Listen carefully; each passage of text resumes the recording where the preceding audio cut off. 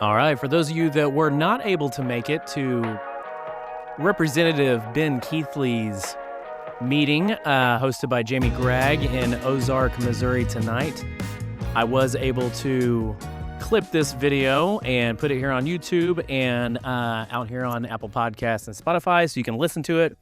A lot of great information, especially if you are undecided on Amendment 5. And also, if you have a lot of misinformation on Amendment 5, I think that there's a lot of good info here. So without further ado, I will let the fellas take it over and you can just listen to the whole meeting. Enjoy. My name is Representative Jamie Gragg. Jamie is fine. Thank you for coming out tonight. An informed voter is the best voter, if you ask me. So thank you for coming out. Amendment 5 is probably one of the most confusing things that I've ever seen come across the ballot. Learning all you can about it is the best thing. It's, as I always explained it, there are people that dream of numbers and that's their happy place, and there are people that have nightmares of numbers. That's my category. I'm a woodworker by trade, and so I am so thankful that there are people like Representative Ben Keathley that is the more of their happy place, because they can make up the lack for people like me. Ben Keathley comes from the St. Louis County area. He is an attorney up there, and he'll tell you more about himself, so I'm not going to do all the introduction, but I have served with Representative Keathley for 4 years now. Phenomenal individual. And so he is just, he's been touring the state and having some discussions about Amendment 5. He knows a lot of the things that I just don't know, and a lot of the answers to the questions you have. So before we get started, just to let you guys know how this will kind of go tonight, we're going to let him get up and share about how Amendment 5 works and how it looks and kind of the basics and how how it's laid out. So hold your questions, because he may actually answer it during that part. So if you got them, hold them, and then he'll have time for questions, because a question may kind of throw him off and he'll forget where he's at, type of thing. So if you can, hold those and then ask all the questions you've got. Okay, we are live streaming as well, so we'll have all the people on the live stream, and that will also be online for days to come, so people can go back and watch this. So you can go back online as well, watch if there's something you forgot. You can go back onto this will be on my Facebook page for my Jamie Gragg state representative page, so you can go back on and watch things for something you forgot between now and the election time. So any questions before we get started? None? Okay. I do know that this is a political thing, so hopefully this doesn't get heated. Nobody's jumping chairs and throwing chairs and things like that, so I don't think we will this much. So thank you again very, very much for coming tonight. With that, give it to Representative Ben Keathley. Thank you very much for coming tonight. Appreciate that. Just to really play, first up, this is one of the first times I've seen so many people in the state passionate and willing to throw chairs over tax laws. As someone who ran for office to do serious tax reform that I think our state, has time. I think a lot of states benefit. But as we'll talk about, Missouri particularly has a lot of work to do on tax reform, from local tax to state taxes, all of it. I'm happy to see so many people engaging on this. But these are complicated issues in how we go about doing it. Really quick about me, Jamie basically gave the high level stuff. I'm Representative Ben Keathley. I came into the House at the same time as Representative Gragg. We're in the same class there, getting elected in 2022. From West St. Louis County, Chesterfield, Missouri is my district. That's where I've grown up, spent almost my entire life is from there. I'm a lawyer. It's what I do outside the legislature. It's what I do a lot of times when I'm in the legislature. We're part-time legislators. It's set up that way because we are supposed to be real world. We are supposed to exist in the real world and be a part of that. And I think that's good. It also makes a lot of challenges, and it makes it difficult to have good people in office a lot of times. Because it's difficult to raise a family, difficult to have a career, difficult to do all the things that normal people do who can't always be worried about politics all the time and policy. Because you got to take care of your family, you got to take care of your job, you got to take care of business, and you're busy being a regular person, and we all have to do that too. And I think it's good, but it also comes with that price that it's difficult to do that balancing. But I really appreciate you guys giving me the opportunity to speak with you on this.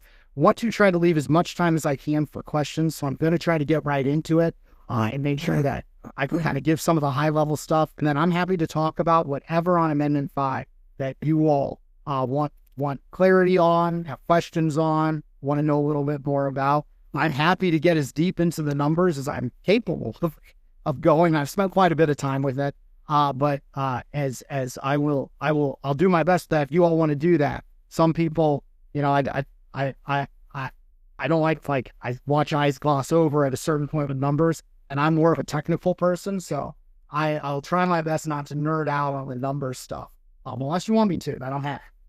But Bit, if you don't mind, real quick, so we've got a few folks watching on the live stream. If they might hear you better, to see if they can hear you okay, or if I need to move closer for them to hear you. Can you hear me okay on the live stream? If anybody can comment to let me know if they can hear you okay. Okay. Yeah, and if anyone, just comment if anyone on the live stream is having trouble hearing, needs any, we can just comment on there and we'll make the adjustments as we can on it.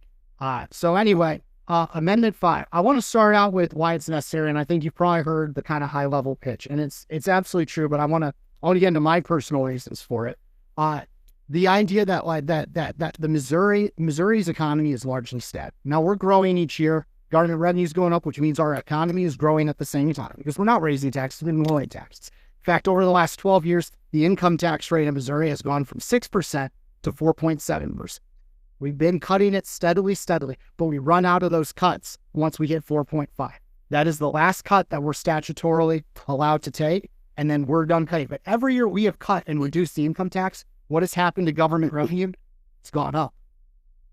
And now that shouldn't be a surprise to conservatives, because conservatives understand the fundamental concept. You do not get more money out of the economy and away from the taxpayers by raising the rate and squeezing them hard.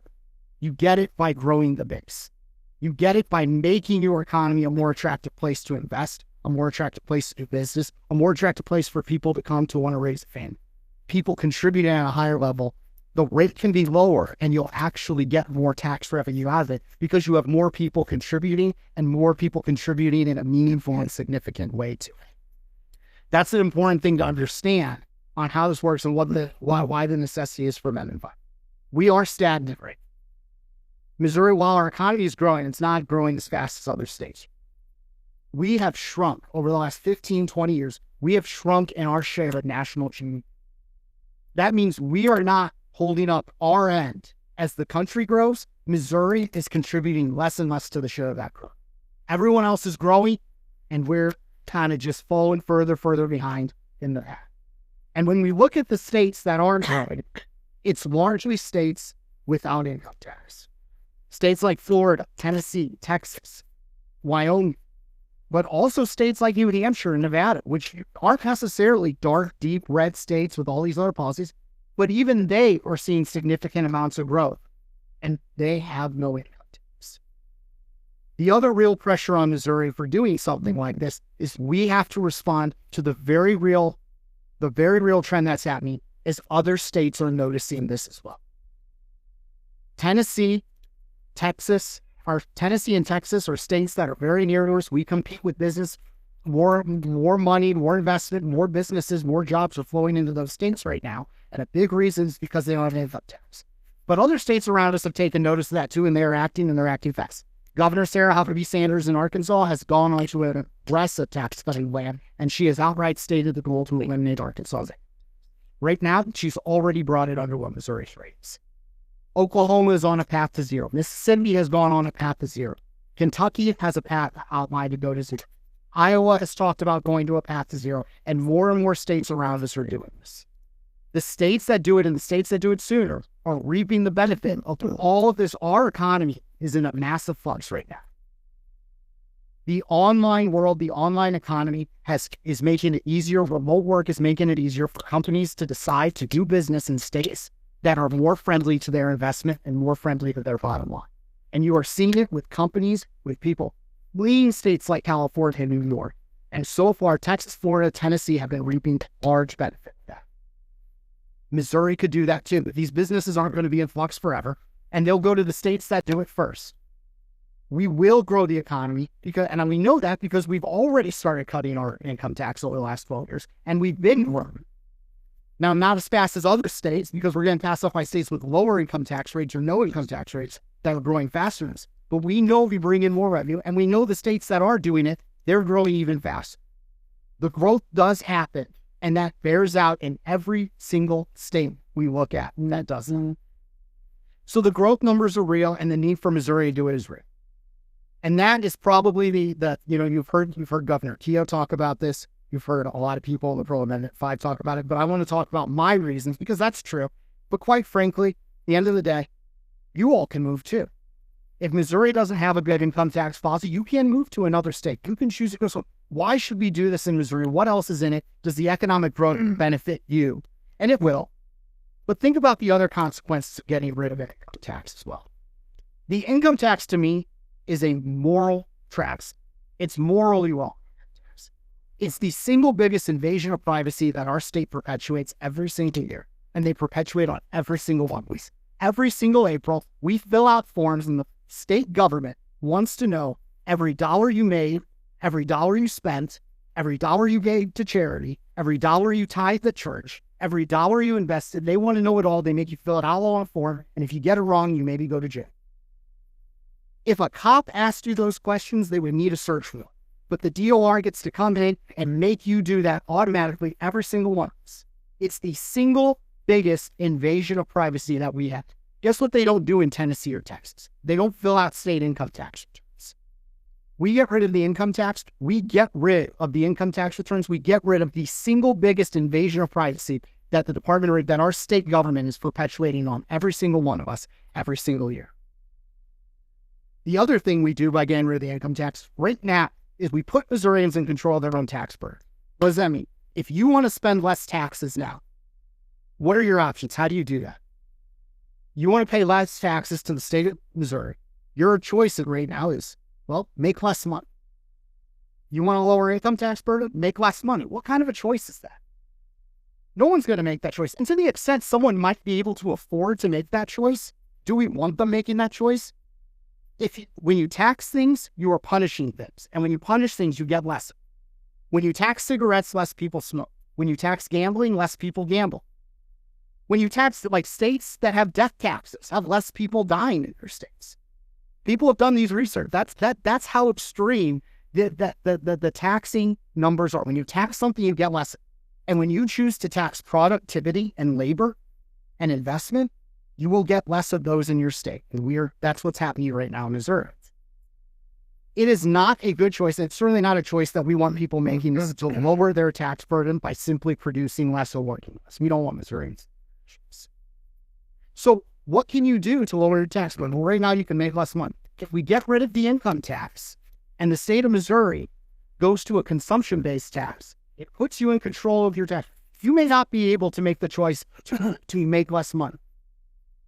You have a lot more control over what you spend. You can shop in a different county or a different town with a lower tax burden. You can decide to spend less money on stuff. You can buy used goods. You can buy the cheaper version of a product. You can go without and choose to save the money at all.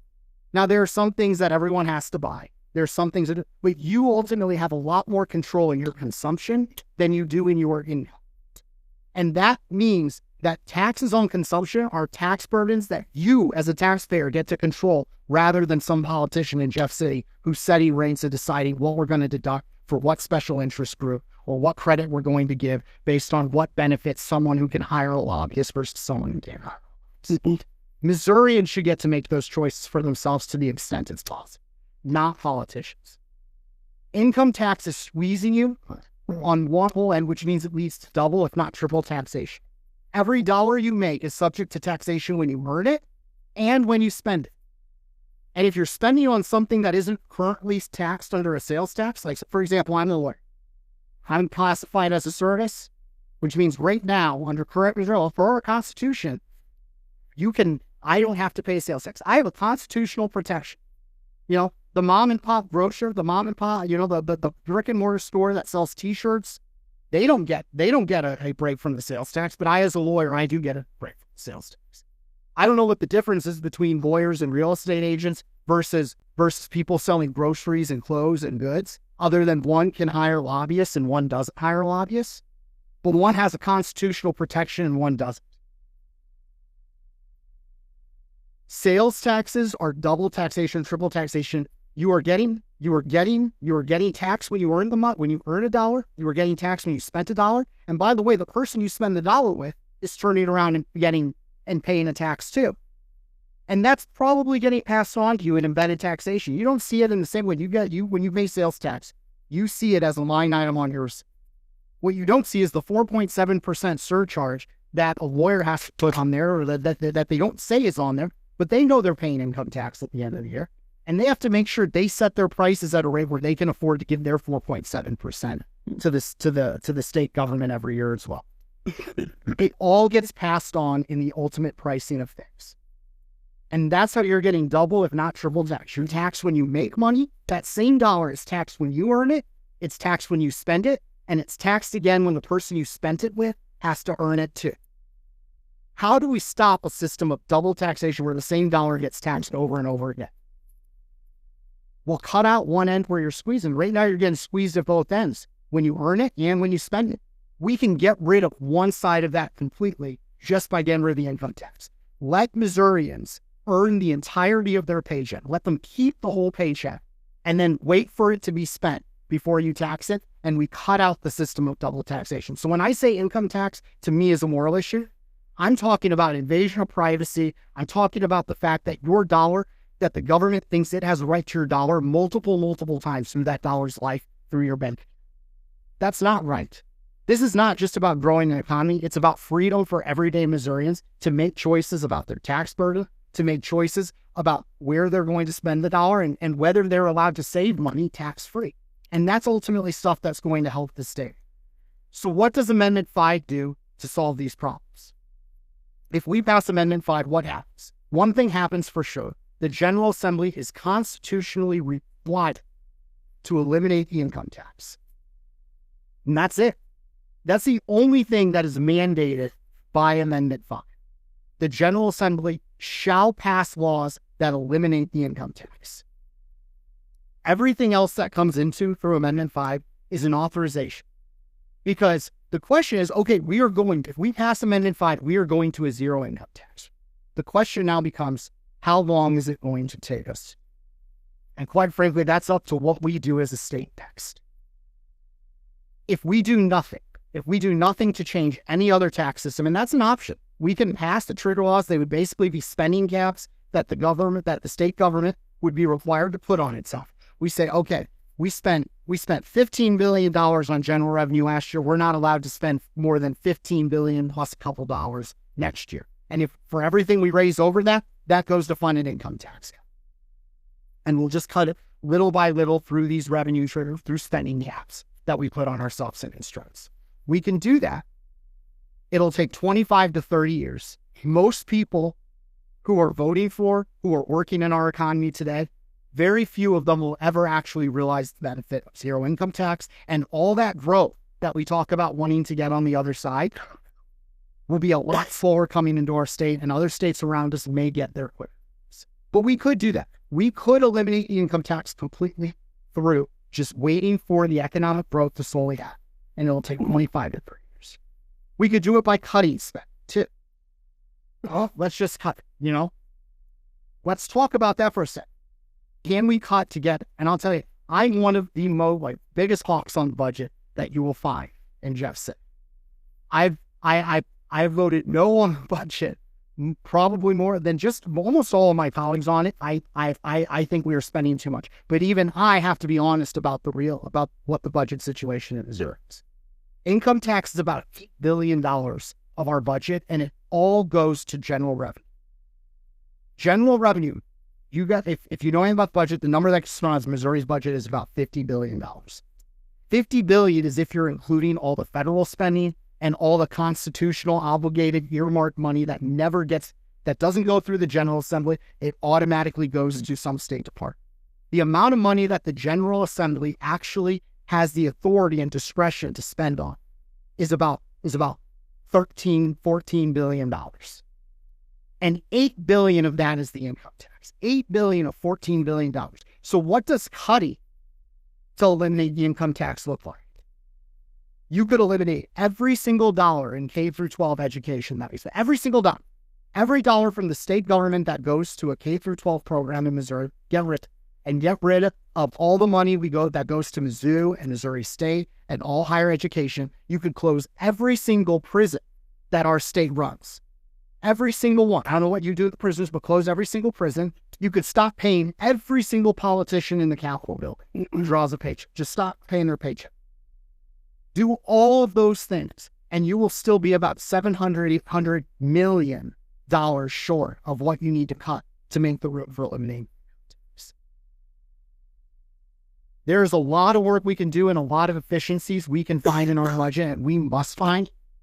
We are not getting to zero income tax by eliminating $8 billion from our general revenue fund. It is an impossible task to do that, because we are not going to close down every prison and let everyone walk free. We are not going to defund every dollar out of K through 12 education. We are not going to walk away from the investments in our public universities. We are not going to defund various different people's salaries. I mean, maybe some of that could happen, but we're not getting to $8 billion. And even if you did that, you would still be short. So I hope we can cut under Amendment 5, but cutting alone is not going to get us there. So what else can we do with revenue to try to make this not take 30 years, but also not have to cut every single one of these dollars? And the other answer is expand the tax base. Right now, about 2.8, 3 million Missourians are paying in through the income taxes. That's $8 billion being borne by about 3 million Missourians. 40 million people travel to Missouri every year and largely purchase services, things that are sales tax exemplary. We could spread that burden that right now is carried by about 3 million Missourians. And by the way, so people say, oh, the income tax is a tax on the rich. This deals with the highest tax rate. The highest tax rate in Missouri is 4.7%. You know how much you have to make in order to be at the top income tax bracket in Missouri? $9,000. $9,000 is the deduction. After that, you are at 4.7%, our top tax rate. 3 million Missourians right now are contributing $8 billion. That $8 billion could be spread out over the people who travel here and the tourists who come here too. That's 40 million people who could be paying in to that same pot of money. Growing the base can lead to a lot less tax burden on specific Missourians by going out to people who are traveling here and other people coming into that pool. It's spread out over a bigger population. That same burden. Amendment 5 requires revenue neutrality, which is one of the most important things about. We cannot use any expanded base to grow revenue. We are stuck with the revenue we have right now. You can only replace dollar for dollar. Every dollar that would come in, if we were to expand, and again, it's an if. Amendment 5 doesn't do anything to the sales tax. It does authorize us to close loopholes in the Constitution for things like lawyers, for things like CPAs and accountants. Services. If those things are all tax exempt right now because of the Constitution, the only way, and this is one of the reasons why Amendment 5 has to be on the Constitution. I've heard a lot of people say, why don't you just do it statutorily? We've gone from 6% to 4.7 statutorily. Just do it statutorily. We don't need to change the Constitution to do this. Sure, we could go to zero statutorily. We would have to do it through growth, or we would have to do it by being stuck by jacking up the sales tax rate on the things that are currently sales tax and not be able to expand it to other things. The services industry, things right now, we are charging sales tax on about 30% of our economy. 30%. 70% of our economy has become sales tax exempt because it's largely in the services sector. Every year, the services are growing and becoming a more and more bigger part of the piece of the pot. In fact, services are so much that do you know what the effective state sales tax rate would be if we could tax everything at the exact same rate on the sales tax? Right now, the state sales tax rate is 4.225. If you treated everything the same, you didn't play favorites in the tax code, you didn't give people who could afford lobbyists special exemptions and treatment, in the sales tax code if you just treated everyone the same, which I'm a proponent of, because that's, I don't think government should be picking winners and losers among industries and decide we're going to show favoritism to this industry and give them a sales tax break. And this one, we don't care about this one, so they have to pay sales. We shouldn't be doing. We don't like that. We don't want that as conservatives. If we treat everyone the same, the sales tax rate would actually go down from what it is right now. Because that's how much money, 70% of our economy is not getting captured by the sales tax system rate because it falls into a services exemption. What does paying services look like for you? Like this, I've seen people say, we're going to, in order to fund this, you have to jack up the sales tax rate to 15%, 20%. Those numbers are premised on the fact that we would just go after the things we currently tax, which is an incredibly inefficient way to go about it. We couldn't do that. We can't have a sales tax rate of 15% because all these states that are going to zero that we're trying to compete with for business, Tennessee's sales tax rate is 7%. Arkansas is 6.5. Kansas is 6.5. The states around us all have about a 6.5 or 7% sales tax. We can't go over that, or we will lose all the growth we're trying to achieve. The goal shouldn't be, it's not to start putting 15 and 20% sales taxes. It's to stop giving special preferential treatment to certain industries at the expense of others. We should have one standard sales tax rate in Missouri, and no one should be treated differently or exempt from that under the Constitution. If we want to have those discussions in statute, and there are some industries that I think you can make the argument for should be treated. Mike Theo has said they will not sign any expansion of a sales tax base that doesn't include exemptions for agricultural services, healthcare services, or real estate. By the way, those are three very easy promises to make because take healthcare, for example. Half of all healthcare, if we do an expanded sales tax base, half of all healthcare in Missouri spending is already exempt anyway because it's done under federal programs like Medicare and Medicaid. We can't tax that. The federal government says we can't, no matter what our Constitution says we can't. We can't tax business inputs. Most agricultural services are a business input, which means it's a business-to-business transaction that is exempt from sales tax right now under Missouri law and would continue to be so. Things when businesses buy one thing for developing something else in their business, that is a business-to-business exempt. It's not a final point of sale. It's not classified as sales tax, and therefore a lot of that would be exempt. And as for home sales, we can't tax home sales even on the other side of Amendment 5 because home sales aren't protected in Section 26. They're protected in Section 25 expressly and directly of the Constitution, and Amendment 5 does not touch Section 25. It's crazy to think about putting sales taxes on a $100,000, $200,000 purchase like that. That has never been a part of an equation, and legally we wouldn't be able to do it. We are talking about taxing things like lawyers, CPAs, accountants, lawn care workers, contractors. Those are the services that is a major and growing part of our economy that right now is just completely not captured by sales tax. So I said if we gave no exemptions, we'd be at about a 4.2%. But we know we have to give some exemptions that will remain in place because the federal government says so, or other constitutional sections. But if we treat everything the same, we would be allowed to on the other side of Amendment 5, your sales tax rate would be about 4.9%. That's not an additional 4.9%. I'm not talking about putting 4.9% on top of the 4.2 that's free. I'm saying it would go from 4.2 to 4.9%. Well, okay, Ben, doesn't that raise my sales tax? It raises your state sales tax. But you don't care what your state sales tax rate is. You care what your ultimate final sales tax rate is. At least I think you do. That's what I do. I know I don't like, 4.22%. I know I'm paying 8%. I know I'm paying 10% when I shop at this place. Sales tax, that's the local part that's coming. Right now, you are paying roughly 4% to the state of Missouri. What is the sales tax rate about here? 11? Okay, so 11% sales tax. 4% goes to the state, and roughly 7% goes to the local governments. What do you care if it's 4 and 7? Or 4 and 6? Or 5 and 6? If the state one goes up to 5, but the local goes down to 6, you're still at 11%. Your sales tax rate hasn't actually changed at all. How can Amendment 5 works like that and accomplishes, and it's right there directly in the bill. How it does that is just like the state is required to be revenue neutral. And if we were to get additional revenue from an expanded sales tax base, from taxing things that are currently exempt under our Constitution, close those loopholes and started getting that revenue, we have to give those back in income tax cuts down.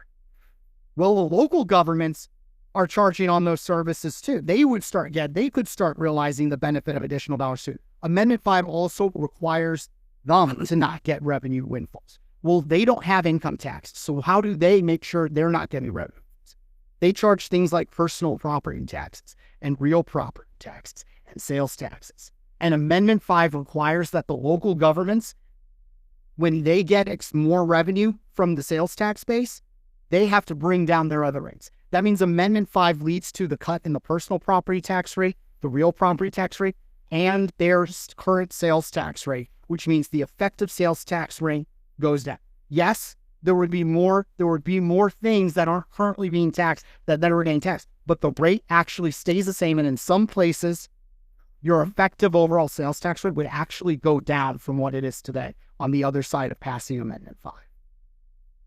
It's right there in the bill. It says that local governments who receive this benefit have to lower their personal property taxes. They have to lower their real property taxes. They have to lower their sales tax rates. The one thing I always tell people, and I usually start with this, but I just want to make sure I say it. I hope you'll listen to some of the things I'm saying, and I hope you're doing your own research. But the one thing, if you take one thing away from this, let it be this: read the bill for yourself. Don't listen to a news article. Don't listen to a special interest group that is currently benefiting off of the current system and the status quo. Don't listen to government bureaucrat associations that are benefiting off of the status quo. Read the bill. This is not a 100-page complicated Washington, D.C. omnibus. It is a 3-page bill. It is a 3-page bill of constitutional guardrails and accountability that we are putting on our politicians in Jeff City to make sure that they have to go about the elimination the right way. What are those guardrails? Revenue neutrality. They have a 5-year window to do it. And they are still subject to Hancock, by the way. They can't go raising, just like right now. If you want to raise the net taxes on the population, it requires a vote of the people. That stays in place. I have seen just outright lies out there that Amendment 5 suspends Hancock. It is not true. Hancock stays in effect. It doesn't go away. Hancock is still there. And anything we do to income tax would still be subject. I'll tell you what part of Hancock is affected is the part that right now currently says that Hancock has a big exemption in it that was put in 1996. And it's how they did the gas tax to all. Who remembers voting on the gas tax? We did vote on it. What happened when we voted on it? We failed it. And yet we got the gas tax anyway. And when we got it, they didn't let us vote on it, right? They did it all. How can that be? Hancock says if you want to raise taxes and get more revenue, you have to. Well, in 1996, they put an exemption that says, well, as long as you're revenue neutral and you're within $100 million or so, we're going to just call it revenue neutral and it doesn't have to go to the voters. And what they did on the gas tax was they phased it in over several years and they made sure in any single 1 year it was calculated to stay under $100 million. And they said, we're under the threshold in every single year. We don't have to follow Hancock. We don't have to go to the voters. What Amendment 5 does is it says it replaces that thing that's not working on that anyway. And it says, we're replacing it with 100% revenue neutral. We're not going to, you don't get the 100 million margin of error is not the standard for judging Amendment 5. The standard is revenue neutrality, and it creates its own separate distinct standard. The rest of Hancock applies to Amendment 5 and to any taxes that would be considered after Amendment 5. The only thing that doesn't apply is that 100 million loophole that the gas tax leverage to go in. So when people are saying, well, Hancock suspended, what they're doing is they're saying, oh, it refers to Hancock, and it says this particular provision of Hancock is not that Amendment 5 is not subject to this provision of Hancock. Therefore, this is terrible. It doesn't listen to Hancock. Look at what the provision is. The provision is this 1996 change to Hancock that instituted the $100 million margin for error that you're allowed to increase by without going to the voters. That's the part that doesn't apply to Amendment 5 because Amendment 5 has its own revenue neutrality. So I just want to make that very clear because I think it's a very, very disingenuous point that some people have tried to make, or maybe not. Maybe it comes out of ignorance on it, but the fact that it suspends Hancock remains in full effect. Hancock doesn't go away. Hancock still applies. If the General Assembly wants to do anything that will raise the net taxes and the net tax burden on Missourians, it still has to go to the voters. Amendment 5 does not do anything to raise any sales tax rate, and all the revenue neutrality reforms actually makes it very difficult, if not mathematically impossible, for sales taxes to really go up to any crazy amount. What it does is it says that the things that we have exempted in the Constitution and given all these loopholes to, those loopholes now are up for debate for the legislature to start talking about again. And we are capable and we are allowed to talk about treating every industry in Missouri the same from a sales tax perspective. I think I already talked about more. I hope some of you got some of the questions answered and everything I went through. But I do want to make sure we have enough time for questions. Jamie, what time do we have room to? Jim, where we got the room till? Whenever we're done. All right. Dangerous. Yeah, practice my filibusters. Yeah, go ahead. So one of the exceptions that I hear is, I'm on a fixed income. I'm retired. I don't pay state income tax. So you're going to raise my taxes because now I'm going to be paying a higher state sales tax. And I think you touched on it, but it's that principle of embedded taxation. Mm-hmm. That can you expand on that a little bit more and kind of describe how a company's state income tax liability is an input cost just like it is labor and any kind of materials? Yeah, and I'll say there are very few Missouri, there are very few people who have no income tax burden. There are people who may not file income tax returns. That just means they're not getting the refund. That's all right. And there are people, and I've seen some numbers quoted on how many Missourians are paying income tax.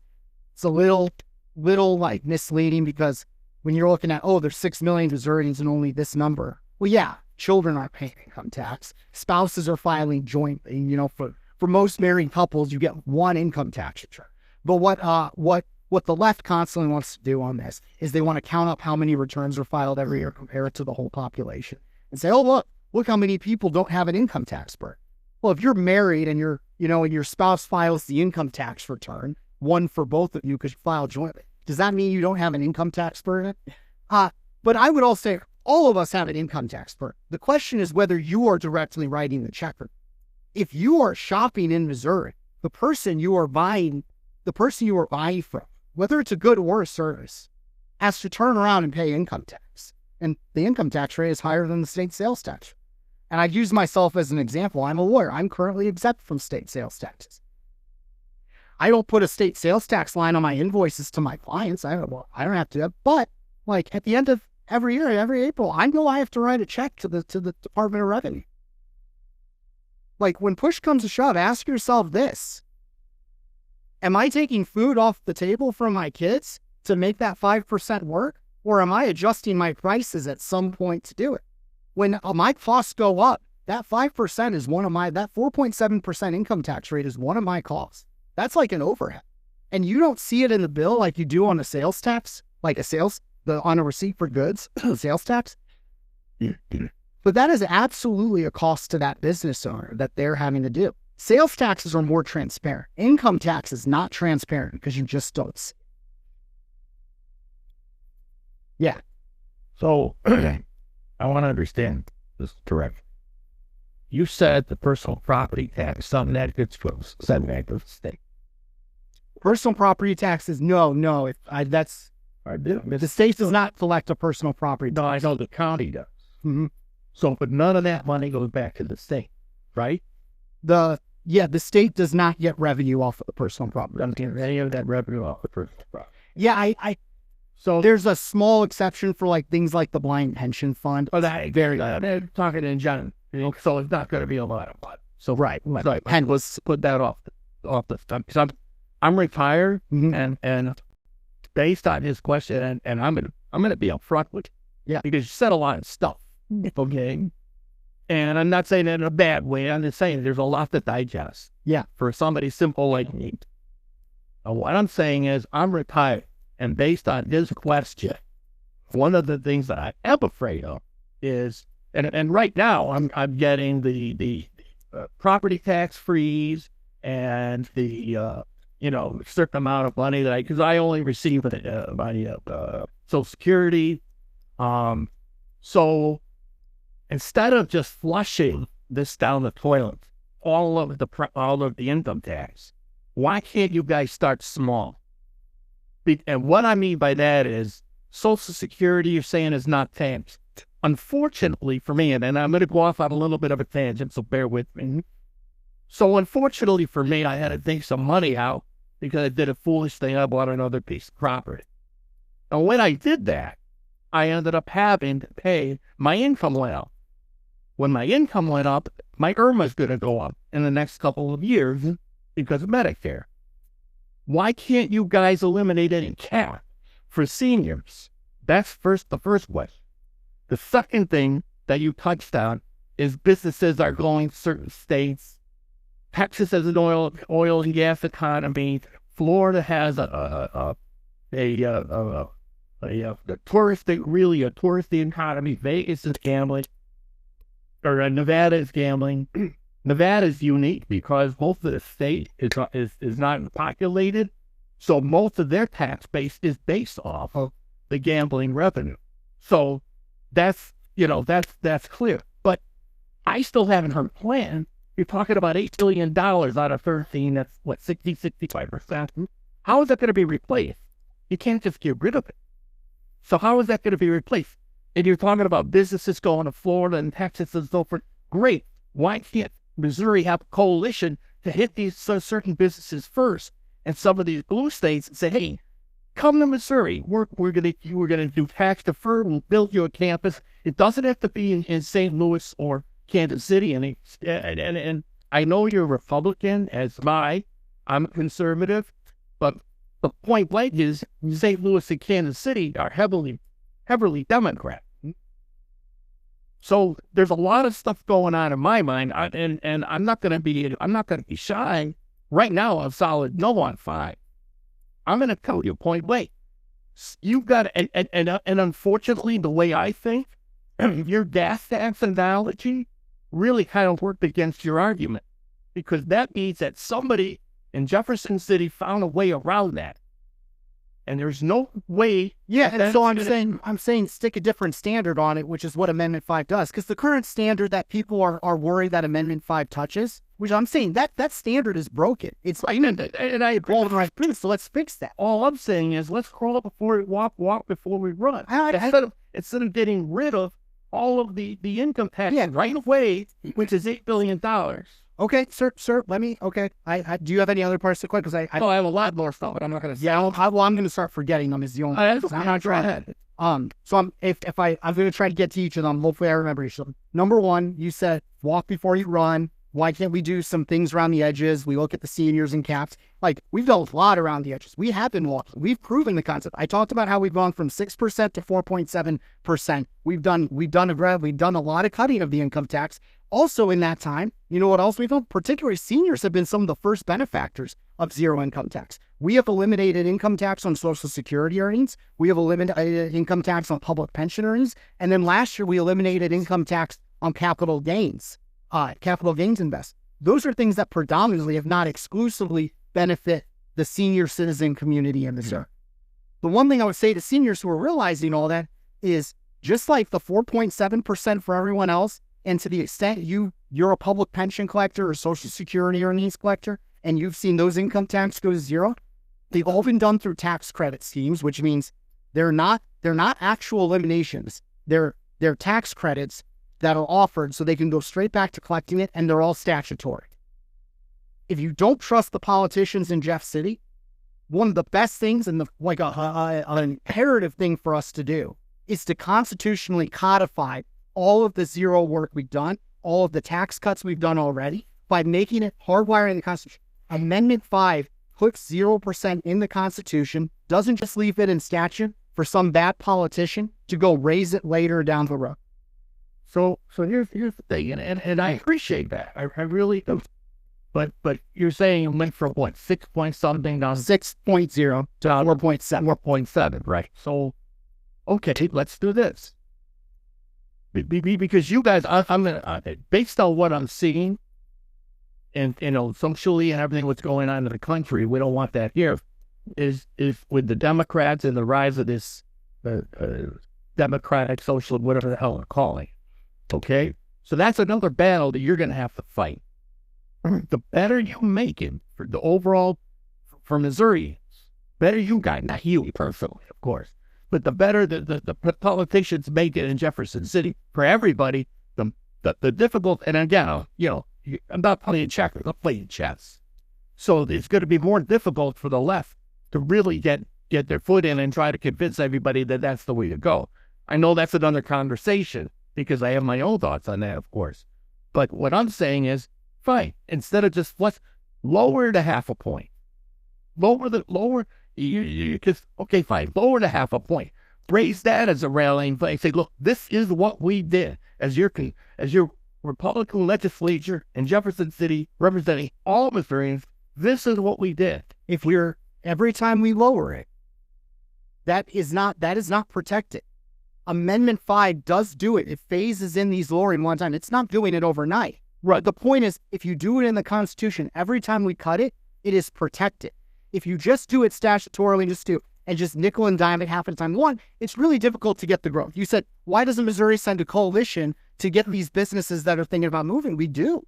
We absolutely do go talk to these businesses and we try to market, but so does Florida, so does Tennessee, so does every other state. And when you have a package that includes, by the way, we don't charge income tax in our state, those states get to win out. Here you brought up, well, we're not Florida, we're not Texas, we're not Nevada. They have benefits that we don't have. Well, one, I'd say, okay, well, we are very much like Tennessee. At least we were 15, 20 years ago before Tennessee started passing us up. And they started pass up because they started being better on policy, regulatory policy, education policy, and yes, tax policy. But we very much, Tennessee has a lot of similarities to Missouri. At least it did 15 years ago. To the extent they don't now, it's because they passed us up. But also, even your Florida example, Missouri has more tourists per capita than the state of Florida is. To say, well, Florida can do it, but we can't because they have a tourism-based industry.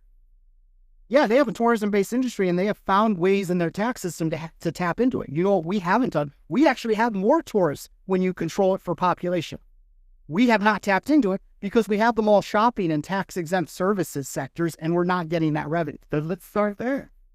Yes, that's exactly my point. We can't do it because right now we are constitutionally stopped. You have to vote for Amendment 5 for us to start there. We can't start doing the work because the Constitution blocks us from doing these things. To tax the tourism? Yeah, to tax services. To tax things that are classified as services. Section 26 of Article 10 of the Missouri Constitution says we can't. That's one of the things we are trying to fix. And the problem with that is, once you open that gate to taxing services, all of our costs are going to go up because all of those costs are going to be passed on to the consumer. And that's one of the things I'm absolutely... Like it is on income tax right now. The average Missourian right now pays $1,500 of in-state income tax. The average Missourian, $1,500 of state income tax. Well, we talked about I said a 4.9% sales tax rate would replace all the revenue if applied evenly across the board, controlling for federally required exemptions. You're taxing 4.9. Let's round it up to 5 to make the math easy. $1,500. $1,500 is 5% of $30,000. That means if you're the average Missourian who pays $1,500 in state income taxes right now, you would have to spend more than $30,000 a year on services, on lawyers. That's $30,000 a year on lawyers, lawn care workers, CPAs and accountants, massages. Those $30,000 a year is what you would have to spend before you came worse off because of your services getting taxed than you currently are paying under the income tax.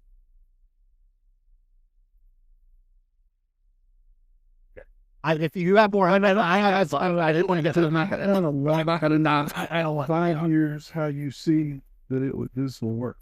are you going to start reducing income tax, or are you doing it all at once, or is that up to you guys to talk about? Or It's the only thing that's required is we do have to put a trigger system in place. So basically what that looks like is we have to define revenue points, starting with what the revenue is right now. And when we hit these revenue targets, instead of spending the money, we are required to lower the income tax rate accordingly to address it. So it effectively works if you don't do anything to find somewhere else to get more revenue. If you don't grow the economy, if you don't expand the sales tax base, if you just sit there, then your revenue is just going to stay the same. You would just have to cut to fund those yourself. And that's why now growth will happen, because every time we lower the rate, the economy, the baseline of the economy does go up. But it goes up, the longer it takes you, the less those cuts are at any point, the slower it grows. Without expanding base, without finding new revenue, you would eventually get there, but it takes about 20 to 30 years to go. so how do you see the sales tax increases starting? How's that? If you yeah.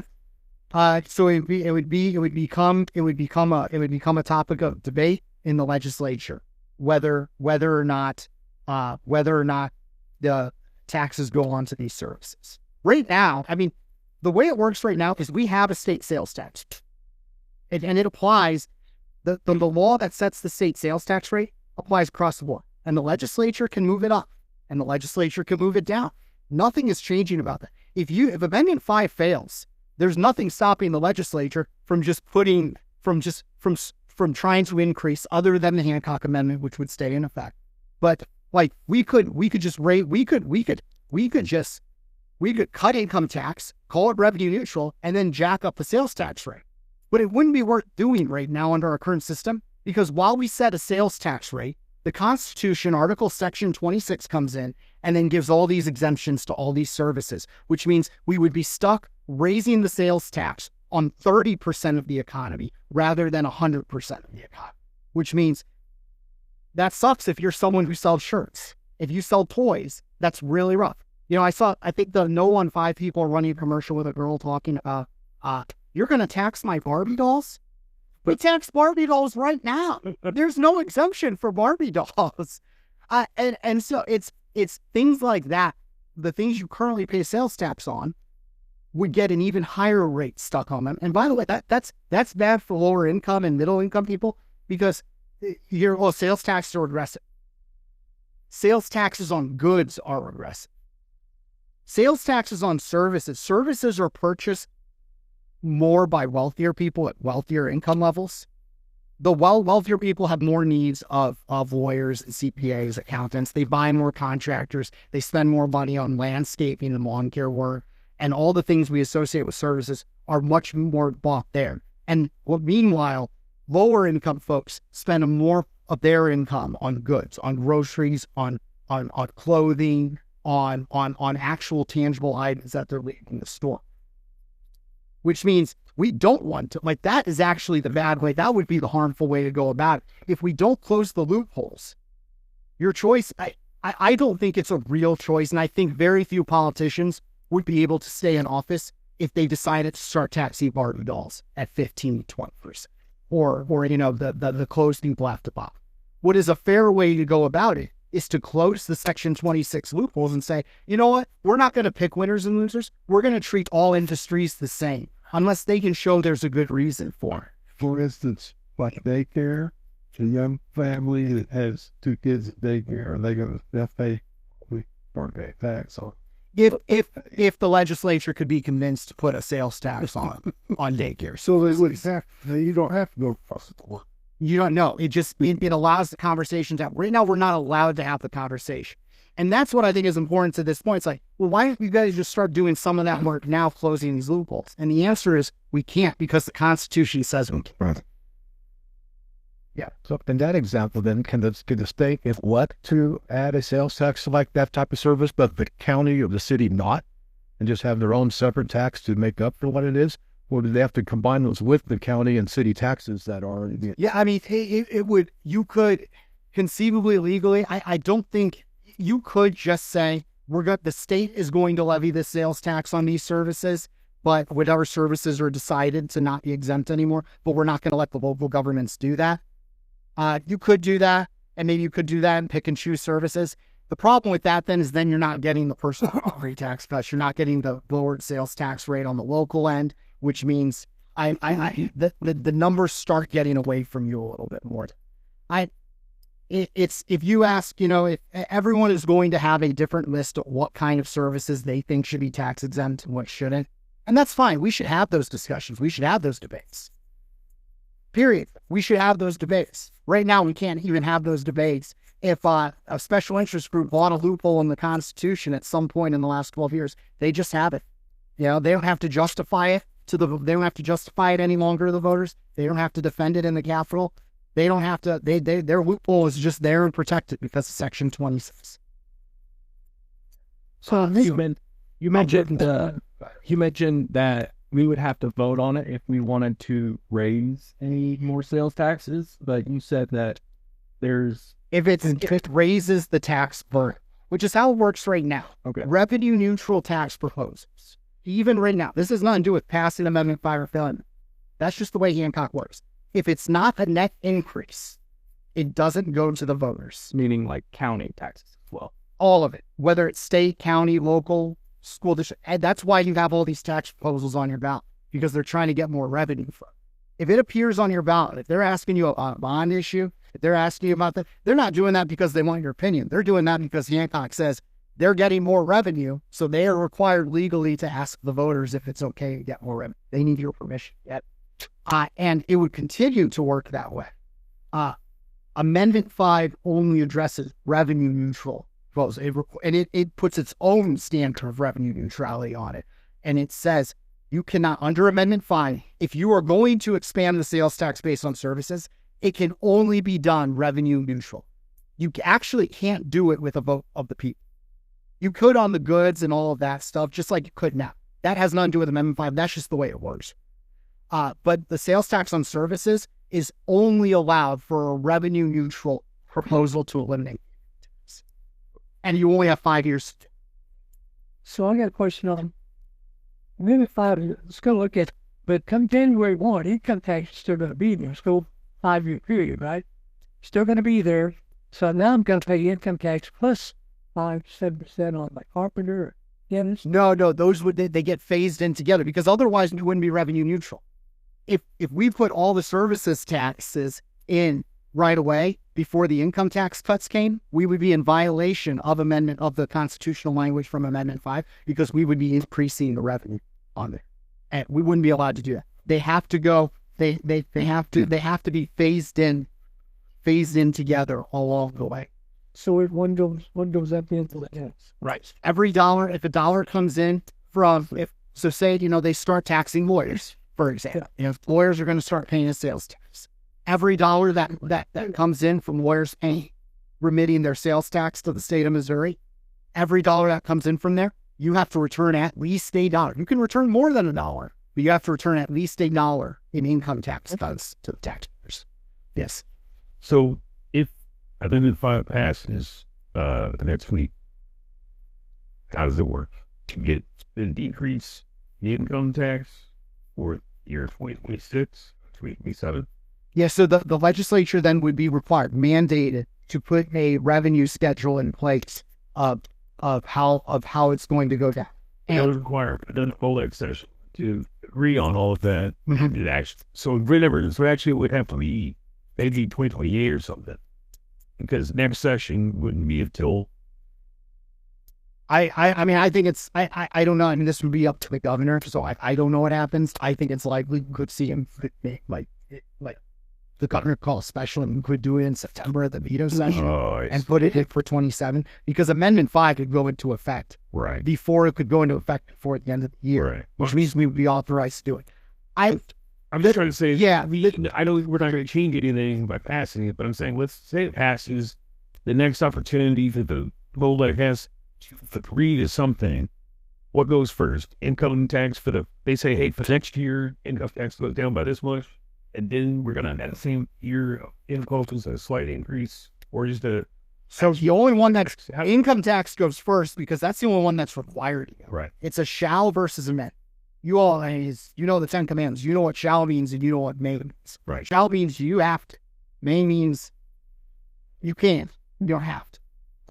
Tax goes down. Income tax is a shall. That has to go. The service expanded base If consumption tax meets that, then it. Yeah, the consumption tax is just being used to bolster the revenue to make the income tax cuts go fast. Because if you don't have the revenue coming in to replace the tax bill, Right. you're required. You only have two ways to realize you have to cut the budget, and we just can't cut that fast, or you need economic growth. And we would get economic growth, but again, 20, 25, 30 years before you actually get to zero. Now, it would happen, you'd get the initial cuts probably pretty quickly because the growth would be front loaded once we're at zero. And also there's diminishing returns. You know, it's harder to get the last percent than it is to get the first percent. But we'll only have to get down to 1.5. Yeah, you get down to 1.4 and then Oh, 1.4. I think it's 1.4%, and then just get rid of it because and you're eliminating a big chunk of the deal on. And then it can't ever put back in. Yep. And once it goes to zero, it's required that it stings at zero. And it would require another constitutional change. Right. Anyway. Right.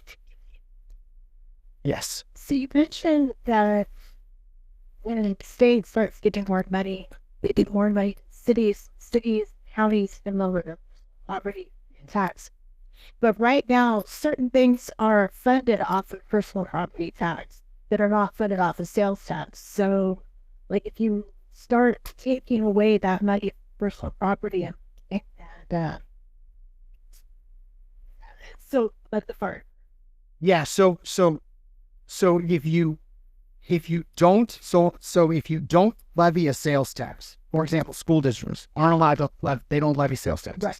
Then they're not getting to the expanded base, which means they remain totally unaffected by the Amendment 5 language one way or the other. But if the personal property taxes are lower, then they are affected. It's only that local government, their portion of the personal property tax. In fact, it actually specifically references this in Amendment 5. There's a line in there about political subdivisions are not allowed to go after it says not allowed to lower the public school district's revenue. It's because they have. But does it only the public school district, or is it everything? Because we're talking the fire department and the ambulance service to change their tax base.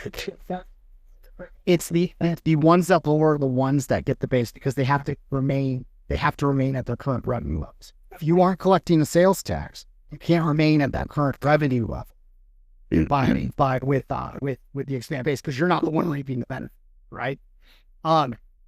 Then also the one that some fire departments were recently in legislation in the last couple of years authorized to collect sales taxes. Very few, it's brand new, so very few are actually doing it right now, and it's a very small part. You're right, most of it is funded by real property and personal property taxes. I can't say fire departments are. Some are. There are a few of them that are already levying sales tax, but it would be very small. It would only be in relation to the portion of the sales tax fund they receive. Counties can't lower another government's personal property taxes in order to and then take the revenue themselves because they're the ones levying the sales tax. Good question. Yes, my question would be basically, what's in it for me? And I appreciate you're talking, but I'll need you to talk slower because I listen slower. That's all right. But I'm looking to retire in the next few years, but I will still want to go and get my hair highlighted. I'll still need to get my oil changed. Hopefully I won't need attorney services, but I might. So what's in it for me? What would I be looking at in the next part of my life if this passes? You get to codify to the extent you get Social Security, and I don't know if you do, but if you're going to be collecting Social Security. Well, someday, but not yet. Yeah, well, when you're collecting it, you would constitutionally codify your 0% rate. You would I don't know if you get a public pension or will get a public pension. You would codify that. If you're getting a private pension, you will continue paying income tax on that as long as there's an income tax. If you have a 401k, you will continue paying income tax. But I still got to pay tax. There's income tax. So, yeah, even when you retire, you're going to have an income tax burden if that's how you're making your money. Because you're still making money off of sources that aren't. And to the extent you are, you're constitutionally codifying. And you want to get your hair highlighted color? Maybe. again, maybe it's not, Amendment 5 doesn't automatically put a tax on hairstylists or hair coloring services. It could. It authorizes the ability to do that. We don't have that ability. Well, what is happening right now is your hairdresser, your hairstylist is turning around and paying 4.7% of their income to the state of Missouri because they're earning a paycheck through their prices that they charge. So what else is in it for you? We talked about the privacy concerns of tax return. We talked about the double taxation and choosing your own tax burden. You don't have a choice on what your 401k is going to do. You don't have a choice on what your public pension is going to pay you out. You do have a choice on whether you get your hair colored once every 2 weeks or once every month. 3. And also your kids too. It allows them for your kids not to have that burden over their head. Wouldn't the services reduce the city's revenue because people are cutting back? They rely on sales tax. How do they make up the difference? The cities, if they got the services, they would be getting taxes on things they're not currently getting taxes. City gets the service. Cities largely charge, cities charge sales taxes. So they would be getting that expanded. What about service? About having restaurant, full service, they're going to charge extra. How does the city benefit? The service charge. And with the sales tax now being applied to services? Yeah. Because they're not getting tax revenue off those things either because they're only pretty much getting sales taxes, which means that's just a non-taxable event for you. If someone goes to a hairdresser in the city of Ozark, Missouri, or someone gets their hair colored in the city of Ozark, Missouri, that is a completely untaxable event for the city of Ozark, Missouri, because that hairdresser is not paying sales taxes. They're exempted under Section 26. The city is not allowed to charge an income tax like the state of Missouri is. They'll get their property taxes off of the hairdresser, but that doesn't matter whether a customer goes there and whether there's an actual cart swipe or transaction happens. That's just already baked into the cake. So that when a customer goes and gets a service from someone in that city, right now, as it sits, that is a completely untaxable. It's just lost revenue potential for the city. So the concern I hear is if the downturn happens, people cut back. How does the city make up the income tax? Well, first off, income taxes are actually a lot more vulnerable to economic fluctuations than consumption taxes are. Spending remains more of there are things you have to spend on versus you get laid off, you get qualified for different exemptions. There's a lot more chaos in the income tax system than the consumption taxes. But the fluctuations in that. So one, they actually there's a little bit more predictability that goes to that, but they're already subject to it. Cities right now are already living off of predominantly sales tax. So the extent this idea that they're going to be fluctuating based on what's being sold in there, like it actually makes it better because they're spreading it out over more of their economy. If a city's only place really selling a lot of goods is a Walmart, they are completely dependent on that Walmart selling goods. There may be lawyers, there may be hairdressers, there may be people cutting lawns, there may be an accountant in that city. They're not getting tax revenue. They're completely dependent on the person selling goods like Walmart for their tax revenue. This is spreading it out to more of their economy, which actually makes it more stable. To the extent sales taxes, consumption taxes are vulnerable to different trends, that's already a problem for cities. They're already largely sales taxes. Jamie, No, and I know you've got people that have. There is a commercial out right now that I know is confusing a lot of folks. It's obviously from somebody who is on the other side of the aisle, and they're talking about things that will be taxed. They're talking about rent. We're talking prescriptions, things of that. These are medical. These are housing that are things that are exempt. But how far do those exempt? Those three exemptions that you talked about. How far do those stretch? Rent is a federal, that's one of those things the federal government says. Right. So you won't get taxes on rent because Amendment 5 passes. So how far do those three go? Do prescriptions, do things like that? How far do those three exemptions stretch? Housing, medical. So the medical one is the most limited because The federal government protections for sales taxes on medical services is limited to federal medical spending in conjunction with the federal program, Medicare or Medicaid. To the extent there's other smaller, veterans and other smaller programs there. That stuff is sales tax exempt. That makes up and so like, but like if you are on a private healthcare plan that's not administered through the federal government, if you are paying out of pocket for a medical, so like you go to the chiropractor, $100, that does not have a federal protection. But that is a very small minority of medical spending. Mike Keogh said he will not sign a bill, that he would veto any bill that did not contain an outright exemption for healthcare services. It's again, half of that is already exempt. So you're already not going to collect as much as you think you would off of a sales tax and services. I tend to believe that this is one of the few industries, and this is my opinion, right? Like, I think the governor's correct in having that opinion, because I think to the extent the other half of it that we could potentially put a tax on, I don't think we should, because a lot of that money is not really real spending. It's insurance adjustments, and it's like the amount of spending that's actually happening is like the copay. I think the amount of money you would get off of taxing healthcare services is essentially, okay, you can charge 5%, put a 5% surcharge on the $20 copay. Someone goes, it's not worth doing, and it's not worth the paperwork.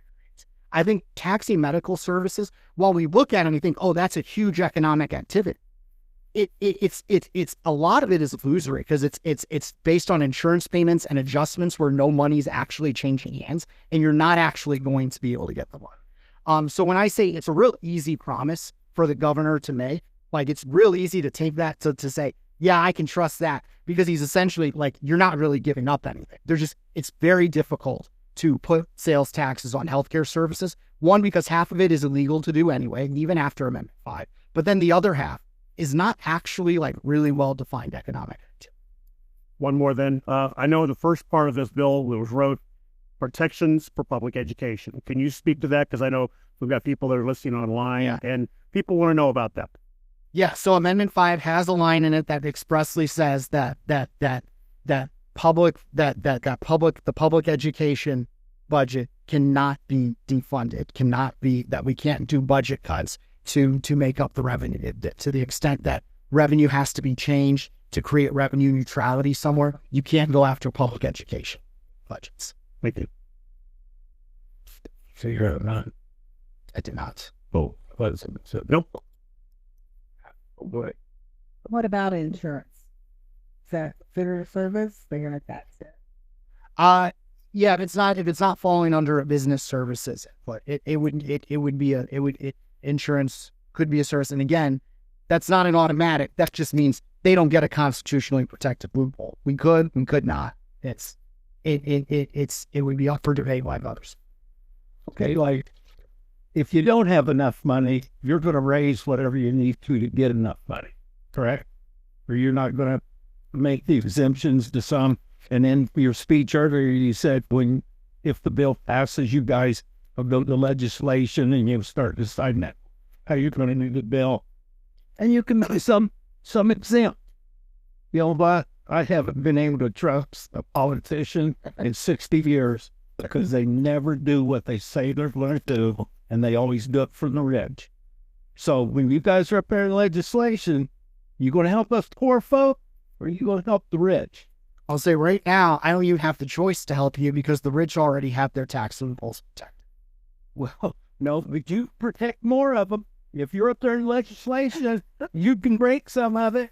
I can't. Don't smile. I can't. No, I can't, because if they've gotten it in the Constitution, like, and this is a known thing that happens. Look at all the gambling initiative, the marijuana initiative. They all set up tax deductions in the constitutional framework because they know people will demand their politicians to go after this. We can't do it if it's in the Constitution. But who's been in charge in Missouri for the last 25 years?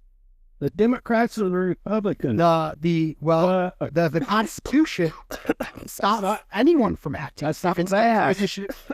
Why is things such a mess? Who's been in charge for that 5 years in the state of Missouri? Those things mentioned came from an issue.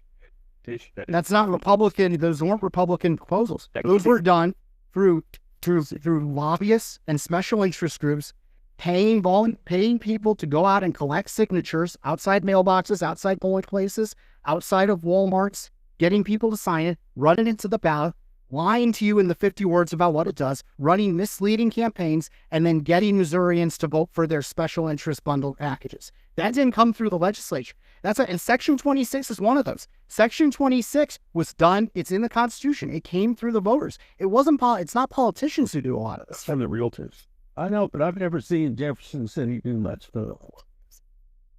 Yeah, well, and I'm not here to stand up for the politician. I think my record, and you're probably not familiar with my record, but I think my record speaks for itself on how I've approached Jeff City and the things I've complained about and done. But I'm telling you, if you don't trust the politicians, then let's put in some accountability metrics that force them to be revenue neutral, that force them to start going after the income tax, that allow them to actually stop that. I'm confused by this idea that's like, well, why don't you just go after the special interests?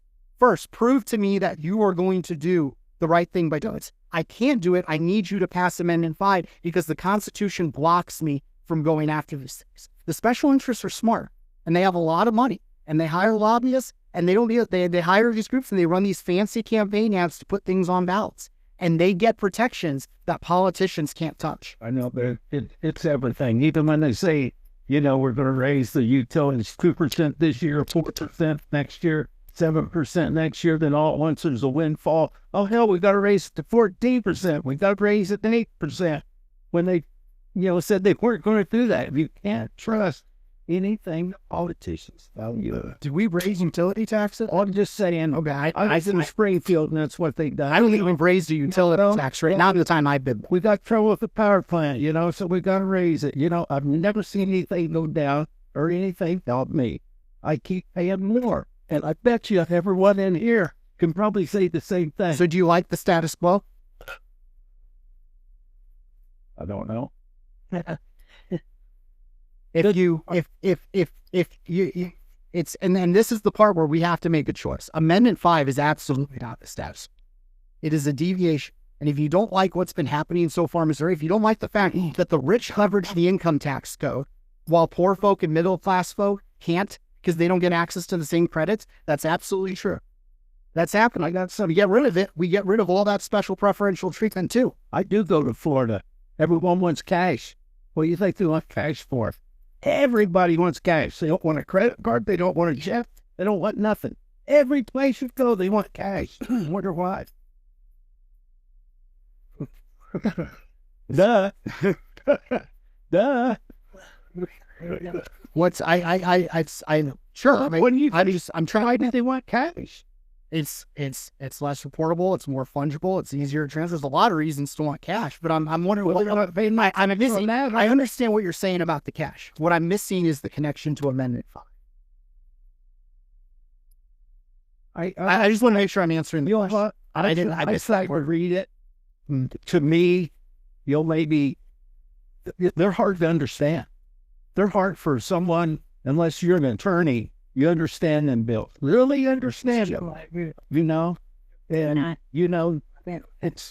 I've never missed an election in my life. And they write the bills where they're very, very hard to understand, and usually there's reverse negatives in them. You think you're voting for something and you're not, and just either guess or no, most of the time. But,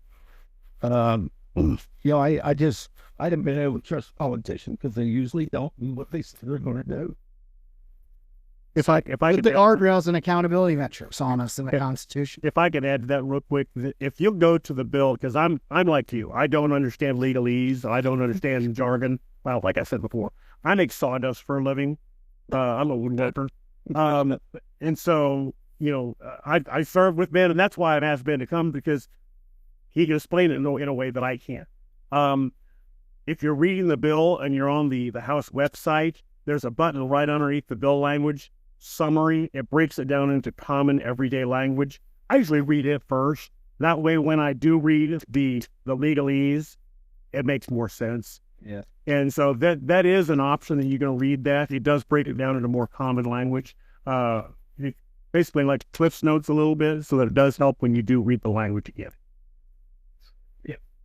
I was just going to say, to your point, to say that you're going to go give your lawn home. Somebody who does mows your lawn. Here's $50. Take care of my lawn. Do that. Okay, I'm going to pay you in cash. Okay, you want cash because you don't want to report that. Okay, that's fine. That circumvents the state income tax system. But what does that lawnmower do with that money? I go and I pay for gas. I go and I buy clothes. I go and I buy maybe I go get a haircut. Maybe not me personally. Somebody with hair might go get a haircut. So when they're doing that, when they go out and they take your money, they're might be circumventing the income tax system, but they are paying for stuff. And so when they pay for stuff, they're going to pay the state sales tax, which is going to fund the government, which they're circumventing here now. It could be like the lady getting her hair fixed. I mean, they may be taxing the hair person. They may tax the lawn mowing person too. But if he's getting cash, he ain't have to pay any of that. Well, that's like everybody. You're sure they are because they're having to pay their state income tax burden, which is embedded into the price of the it's what your argument is. Like Amendment 5 is not the bill to fix all tax evasion in Missouri. It's a different problem. Yeah, and there are a lot of problems in our state. I want to clarify because it's let's be like Amendment 5 is a specific kind of bill. It's are we going to eliminate the income tax? And we do that by having revenue points that if we realize this revenue, we are required then to return it in tax custody. The question that remains to be answered on it is how are we going to do it? There are 3 levers we can pull in Amendment 5 that dictate. You can try to find taxes elsewhere, which is what a lot of this conversation has been, but that's not the only lever. But the other's a burden on everybody when you find it elsewhere. And just like the income tax is a burden right now. And I've talked about how the income tax is a burden that comes with double taxation, a lack of control of your tax burden, hidden taxation, embedded taxation, and it stifles economic growth and new opportunities that could be coming to Missouri. Consumption taxes don't operate. I want to go off, on the cash deal, but okay. My question is if you're not getting enough money and you're short, you guys are going to keep finding money. You're going to put more taxes on using the hair people or someone. No, that's what I'm saying. The three levers, I'm responding. It's like, no, there's again, like at the end of the day, I have to, Jamie has to, we have to go around and we have to justify our existence to you every 2 years. The people who are voting on this and will make these decisions are accountable to you. The bureaucrats aren't accountable to you. Bureaucrats are against Amendment 5. I wonder why. The special interests and the lobbyists, a lot of them are against Amendment 5. They're not accountable to you. I am. When I make a decision, my constituents can choose every other year whether they send me back or kick me out, which means there are real constraints on on the politicians here that say, like, if I want to choose to do this, there are other levers we can pull. We don't have to just go find anything else. We give less of a tax cut, less of an income tax cut, and it just takes longer to get there. We spread out the amount of time we're going to. One of the options is we can tax this service, we could tax that service. We could raise the rates of this and not tax this service. But a choice that is, and the status quo choice, without a politician actively acting on the other side of Amendment 5, the default choice is it's just going to take long. I started this off by saying this, and it's worth repeating. If Amendment 5 passes, the only guarantee that we know for sure is happening is that the income tax rate is going to 0. That's what you're voting on, to put the income tax rate at 0. The question then, all this other stuff is all just accessory debates on how long should it take. Should we spend 30 years doing it, or should we spend 5 years doing it, or something in between? And all of that is on the table. And that is a matter of political discourse. I think that should be a political discussion. We shouldn't just have automatic loopholes for certain industries in our Constitution. But that's just me. But there's going to be an exception to people who still want to exist. I mean, if you ask me, my view on it, yeah, exactly. The same special interest groups. And so think about what you're saying. And I've actually had this question phrased like this at just about every town hall I've been. And I'm like, really? Like, think about what that is. It's saying, I don't want to vote. Like, I'm worried about voting for Amendment 5 because I don't want the politicians to pick and choose which which services get taxed and which ones won't. Right now, they are all tax exempt. They are all winning. Like it is better for us to pick to be. It is better for us to be able to expand some type of this base and treat more of the economy fairly than it is to just say, well, I don't think it's going to be done the way I want it to be, so I just want all of them to have tax exempt, all the special. Everybody should be treated equal. I agree. Just like we should get what the I agree. senators and congressmen get. And I entirely, and I think that to me, that's a tenet of limited government, is that fair government doesn't pick winners and losers. Fair government treats everyone the same under the tax code. And right now we are falling horrifically short of that standard in Missouri because we are giving 70% of our economic activity a massive tax break. We're not saying we're taxing them at less than what we're taxing mom and pop brick and mortar stores. We're taxing them at 0%. And I'm one of the people. I'm a lawyer. I'm one of the people who's realizing that. And I'm standing in front of you saying, I think it's wrong. I don't think it's fair that my business doesn't pay sales tax and, a brick and mortar store selling toys to children does have to pay sales tax. I think we should be treated equally. I agree with you 100%. I also wanted to say the special interest groups, they don't hover and ask us questions what we want. They talk to the people at the Capitol because the income tax is something that is decided up in Jeff City because it's an easy number. They can tweak, they can put in stipulations to avoid and all that stuff. And they only have to talk to that smaller campus of people, and they don't have to then get voted in. And so by us saying, well, I got some digits for you, and going to consumption, there's nothing that they can then do. It actually then hams them up to where they can't do all the fun they've been doing. And so it centralizes it, but then also DOR no longer has to babysit and monitor what all of us Missourians are doing.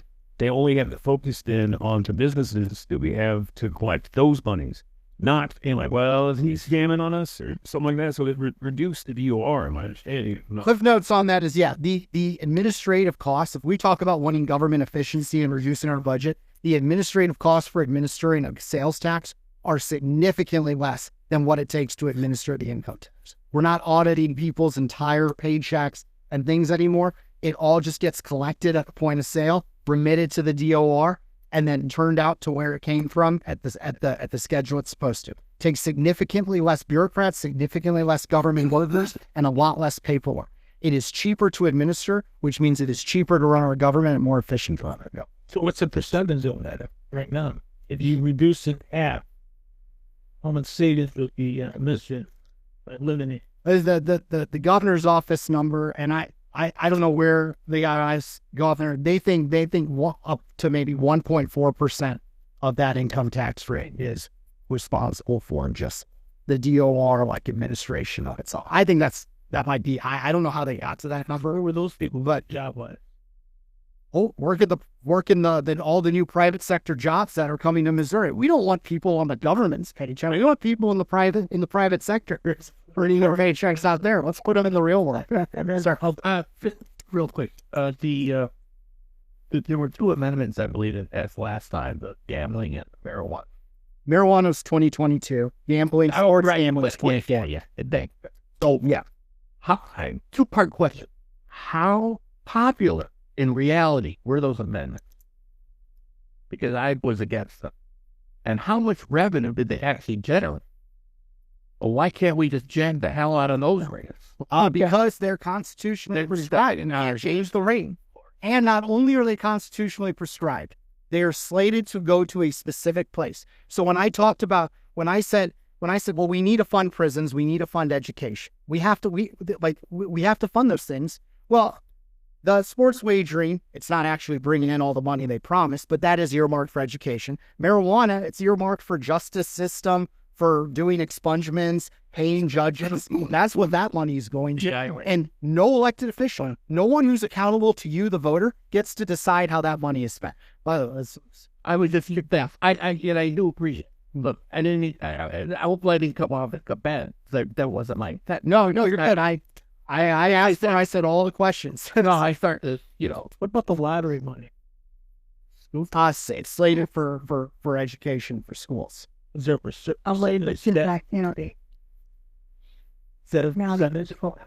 A percent. I mean, it's the vast majority. I think a lot of money goes. Some goes to the administration of it and the program. I don't think it's quite all of it that gets to go back in education, but that's the predominant source. Administrative, school, and then it's a E6. Yeah, but none of it. It doesn't go. It doesn't go to general revenue for it to be dominant. Yeah, we are largely very much dependent on tax revenue for the general. And gambling had a very big shortfall this year as well. Yeah, so what you do is, and again, like, you get to choose Amendment 4 too.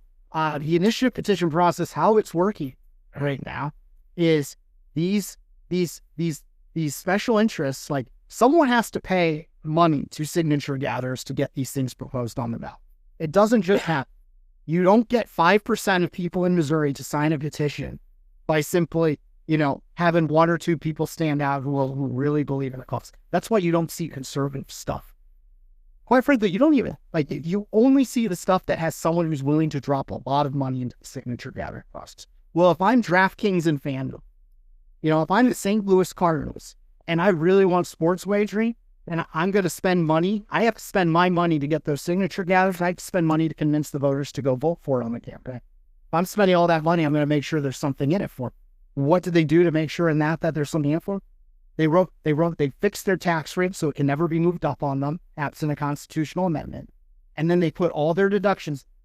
The sports wagering amendment, you probably know this. You said you heard. No, this might have been one of the Argo then. Still they get to deduct their promotional and marketing costs. Yes, which means if you're FanDuel or DraftKings, you get to choose every single, every time it comes time to remit taxes, and you have a $500,000 tax bill for that site. Well, you can pay it to the state of Missouri, or you can put it into a deduction and use it for promotional and give $500,000 of free bets to people and do marketing. If you own a business, would you rather pay taxes or use that money to advertise or give kickbacks to your customers? And if you're looking and wondering, why do we have a shortfall? Why don't all these initiative petition that the special interests lead, they promise all this money, why is it always short? It's because in the fine print, somehow it never makes its way into the ballot. That stuff. It's always, in the case of marijuana, it's on page 41. The marijuana amendment from 2022, just that amendment alone is longer than the entire U.S. Constitution. That one amendment, 42 pages, is way long. It's not even close. The U.S. Constitution is like a few pages. The Missouri Constitution is like this now. It's like a book. And it's because we keep adding. You see 50-word ballot summaries when you go vote. And those 50 words of ballot summary that you see are backed up by 40 and 30-page constitutional amendments that are filled with things that can never be adjusted when they don't work, like tax rates, licensing, like how we regulate that thing, how, like, if it's gambling, if it's casinos, if it's marijuana, we're anti on a lot of the regulatory stuff and we can't adapt to changing circumstances, because it requires a constitutional amendment, which means the only way is to go back to the voters to do. And who's going to fund that campaign? It won't be the people who paid to put that provision in there. That's a little bit of a sidetrack tangent. I mean, it relates to Amendment 5, because what we're addressing in Section 26 came through that process. It was paid for by the realtors to get Section 26 in, because they wanted to be exempted from sales taxes. And there were other groups that benefited from it too, who were able to put in. But Amendment 4 is also on the Constitution, and it goes directly to addressing that problem. Increase the standard that the initiative petition has to amend our Constitution. It cannot be easier to amend our Constitution than it is to pass a law through the legislature. A statute is not a constitutional provision. The Constitution is the foundation of our government. It is supposed to be the guardrails. It's supposed to say what government is allowed to do, what they're not allowed to do. And when we start putting specific tax code policy, when we start giving kickbacks to special interests and hardwiring them into the Constitution, it means our Constitution is for sale. The only way we fix that is by increasing the threshold to make sure we actually have true consensus among Missourians before we just allow people to buy with a simple majority vote during the initiative petition process. Let me get back to tax. Yeah. Would each and every service have the exact same sales tax rate, or would certain services have higher tax rates. Yeah, so right now the way it works, and that this would deviate, we set a single state sales tax rate in Missouri. And then what we've done over time through the Constitution, some of it through statute, we've given exemptions to this. So we just say, well, the sales, everything is taxed at 4.225%. But we're going to choose not to tax this one specific item, this one specific service. And so it just gets a straight exemption. That rate has to stay the same for everything across the board. The question is whether we're going to address them, just like it does now. The question becomes how many of these exemptions can we start addressing? But you don't have a rate set. So you want people to pass it before you say this is what the rate set. I told you what. Very good. Yeah, I mean, I've told you what the rate would be about. I said 4.9% is where you're going to end up. Now that 4.9%, I talked about the levers. There's 3 levers we can pull, and that rate, I'm telling you, 4.9% is the number. If we treat everyone equal, we say all economic activity in Missouri, outside of what the federal government says we can't do anything about, everything we can do something about, we treat equally. We don't pick winners and losers. We just say, this is the rate. Your rate is 4.9%. Well, you might come to me and say, well, and it's just fine. It's not just special interest. I mean, it's young families are going to come to their state legislators and say, Jamie, I don't think you should tax daycare services. People are going to say, I don't think you should tax this kind of specific healthcare service. I don't think you should tax hairstyles for some. Like, there will be something. For every time we give one of those exemptions and we treat someone differently, that rate's going to go up. Or the third lever, we're going to have to say we can keep the rate there, but it's going to take longer for us to hit our revenue targets. So you can pull the lever on the exemptions and say, we're going to treat everyone the same. And I'm telling you, if you do that, your rate is 4.9%. You can say, well, we want to keep the rate of 4.9%, but we want to give a few exemptions here and there to specific industries. Well, then you have to take longer. It won't happen in 5 years. It'll happen in 7 years, 8 years, 9 years, depending on how many exemptions. Or you can say, no, we want it in 5 years. We want it in 6 years. And we want all these exemptions. Well, then the only other option is the rate has to go higher than 4.9%. I don't think we should go higher. I'll tell you, we absolutely can't go past 1 point. We don't want to have a higher sales tax rate in Tennessee or a higher sales tax rate than Arkansas or a higher sales tax rate in Texas. Here's Can't talk about. we can't do it statutorily right now. And yeah, we could sit there and we could say, you know what, let's look at exactly what these tax rates look like. We'd be guilty of the thing I just talked about with the special interest of everything. We should not be doing specific sales tax rates in our Constitution. That is not the place. That is not an appropriate place. As conservatives, we should believe in the sanctity of our foundational documents. We should believe they should be guardrails. They should be accountability metrics on government. We shouldn't be passing policy measures in our Constitution.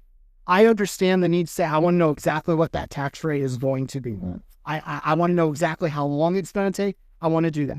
That's fine. Like, and you will know, and that will have to come, and your elected officials are going to have to make transparent votes through the typical transparent political process to decide all that.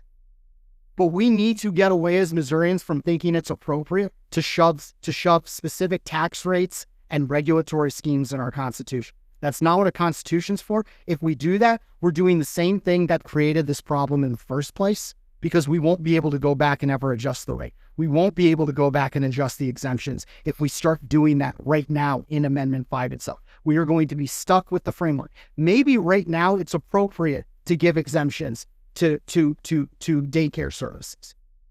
Maybe we need to do that to encourage this. That doesn't mean it'll be appropriate to do that in 10 years. Well, if you put that in Amendment 5 because you want it in right now, in 10 years we're stuck with it. No matter what the plight of daycare services is in Missouri. We need to, as conservatives, we should be resisting the urge to put all the fine details and fine print in the Constitution. It's not what a Constitution is for. What the Constitution is for guardrails and accountability. It's saying, what are the limits of acceptability for powers for our politicians to have? What are the things that they're allowed to do? What are they not allowed to do? And then let's have the political process play out and make these decisions. And that's what Amendment 5 does. It says, you shall be revenue neutral. You shall eliminate the income tax. When the income tax is eliminated, it shall remain at zero permanently. And you are never allowed to raise it again. Those are guardrails. That is stuff that is foundational to government that belongs in our Constitution. That is what a constitutional amendment should. And everything else is something we should be having open debates about.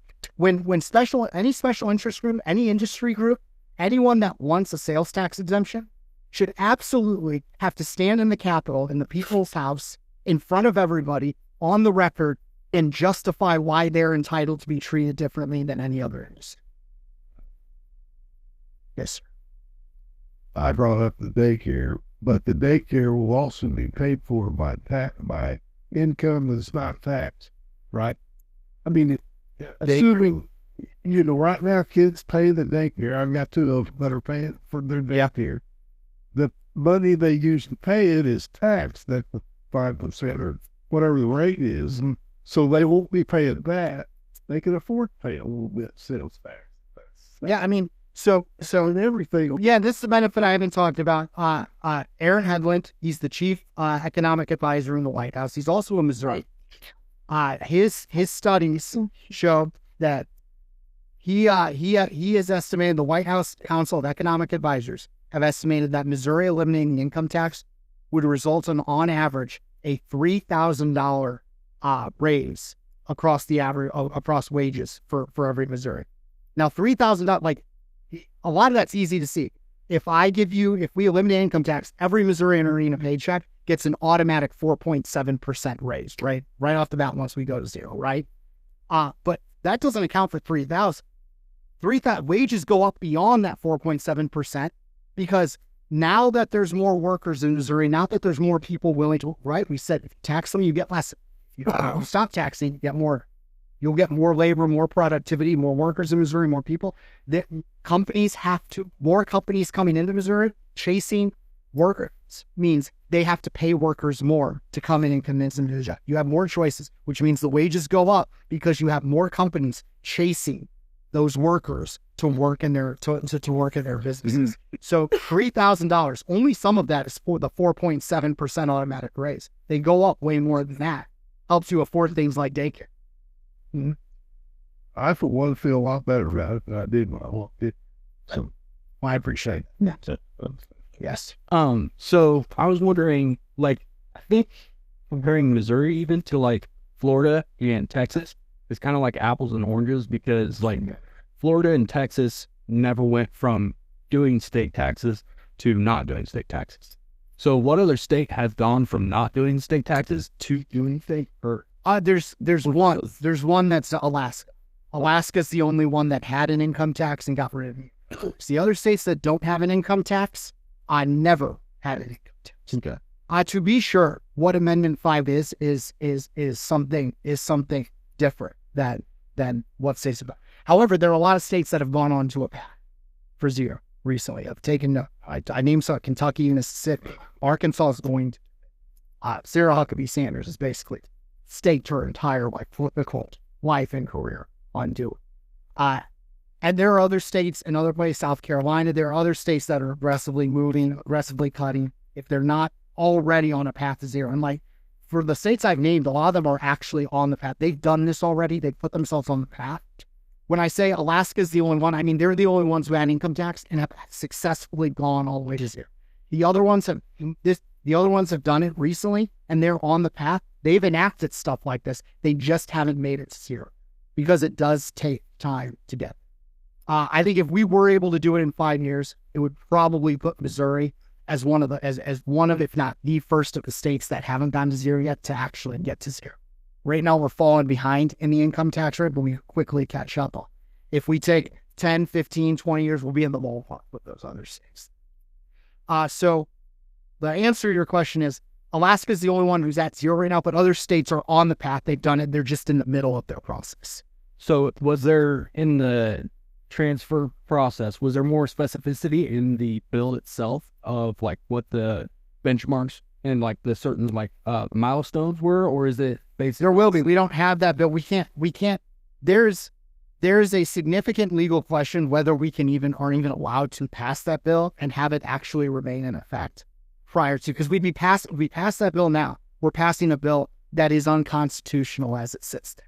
And then it is open to the court declaring it unconstitutional and striking it down on the spot right there. We have to come back and do it. So, for instance, in Mississippi, was it against their constitution? No. Oh, yeah. Oh, sorry. I misunderstood your question. I thought you were asking specifically Missouri. No, every state's challenges are a little different. Not every state has a Section 26 hardwired into their constitution like we do.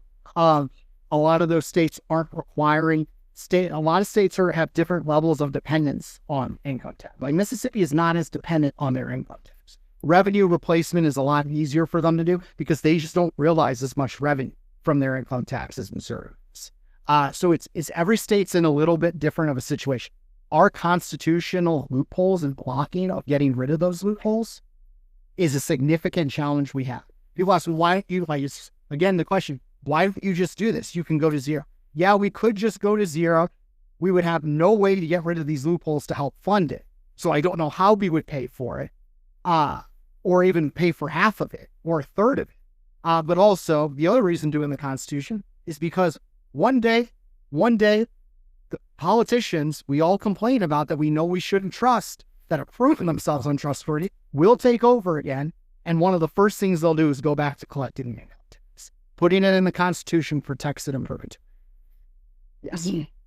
Again, I listened slowly, but did I understand that if there wasn't that income tax, Missouri would grow and there would be more jobs and then there would be more competition for wages? Does that mean then that the minimum wage would be going up? It's wages go up, which means they don't go up, but they go up the right way. They don't go up through government mandating that they go up. The true minimum wage is zero. It will always be zero. A company will always have the option, if it becomes too expensive because government has artificially increased the price of labor, a company always has the option of not hiring a worker. Minimum wage is zero. Well, again, I'm kind of slow with this, but I'm not understanding because in my mind, federal would be at that 725, the state of Missouri is at 15. But if there's such competition, well, then Cox is going to have to start making it 18 or 20. And are they going to be then having to raise prices to be able to bring in? Because at McDonald's, I don't want to be paying $30 for a Big Mac as a retired person because there's too many. Well, no, I mean, the prices, that competition also keeps the prices low. You don't get to charge more if you have more competitors moving into the state, more businesses, that stops you from being increase your price. So when you're chasing the customers too, you're not just chasing. Okay, that's what I was saying. Maybe I misunderstood because I thought you said that the pay would increase. Yeah, but I mean, not artificially by government mandating increases. I'm saying it naturally increases through free market principles. Through the free market, because the more companies are chasing labor, they have to naturally pay labor more in order to take jobs. That's good. That's how you grow an economy. You don't grow an economy by saying, oh, government says minimum wage is now $700 an hour. Look, everybody's rich. No, everyone gets unemployed. The prices all skyrocket because you've artificially done it. When you create real wealth, when you say, no, we are going to deregulate the economy, we are going to lower the tax burden and spread it out in a more efficient way. When we do these things that actually grow the economy, we create real wealth. That means more money in the state of Missouri. That means more goods being produced, which lowers the cost of goods because there's more businesses making and selling those goods. That is real wealth, not artificial wealth like government tries to do by saying, oh, we're just going to pay everyone $1 million a year and now everybody's. That doesn't work. We know that doesn't. Did you say there were 12 million visitors in Missouri? 40 million. Never has. So that's right now 46 million. There's 46 million paying our sales tax. Again, 3 million. If you are a tourist in Missouri and you buy a snow globe at a souvenir store, you'll pay sales tax on it. It's a good. It's a tangible item. It's a good. So they're paying something. They're paying that stuff. But tourists predominantly buy a lot of services. They buy things like tours. They buy things like Ubers and Lyfts. They pay for for concierge services. They go to spas. These are all things that are not taxed, which means you buy more. Everyday Missourians who live here are purchasing more of the goods than compared to the amount of the service breakdown. What a tourist. Tourists buy predominantly more service-based things, which means they are not contributing into the sales tax portion of the economy in the same way in Missouri. So, and they're not contributing anything in the income tax part.